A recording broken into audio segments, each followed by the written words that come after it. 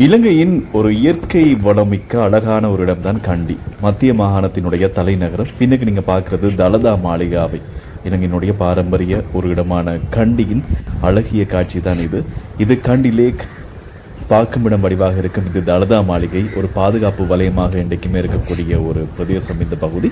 இதில் அதிகமான சுற்றுலா பயணிகள் இங்கே அதிகமாக வருவாங்க. அது நேரம் கண்டிக்கு வரவங்க இந்த லேக் அப்படியே சுற்றி பார்க்காம இருக்கிறதே இல்லை.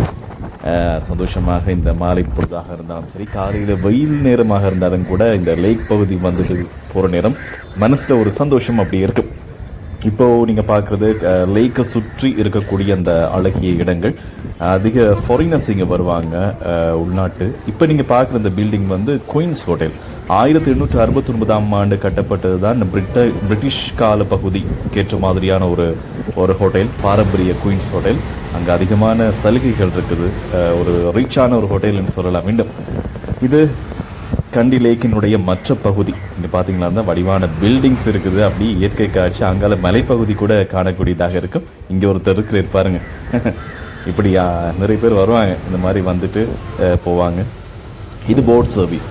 போட் சர்வீஸ் வந்து ரீசனபிள் சார்ஜஸில் ஒரு பகுதி அப்படியே போயிட்டு வர்றதுக்கான சான்சஸ் இதில் கிடைக்கும்.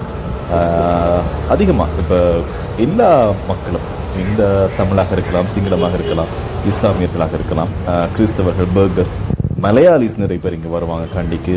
நேரம் வட இந்தியாவில் இருக்கிறவங்க, பிரித்தானியாவை சேர்ந்தவங்க, ஃபாரினர்ஸ்ன்னு நிறைய பேர் அப்படியே இப்போ கண்டி பக்கம் வந்தீங்களா இருந்தால் நிறைய பேர் நீங்கள் காணக்கூடியதாக இருக்கும்.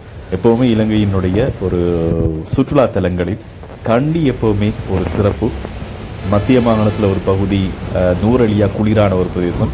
மாத்தளை வந்து வெயில், கண்டி வந்து ஒரு இடைநிலை காலநிலை.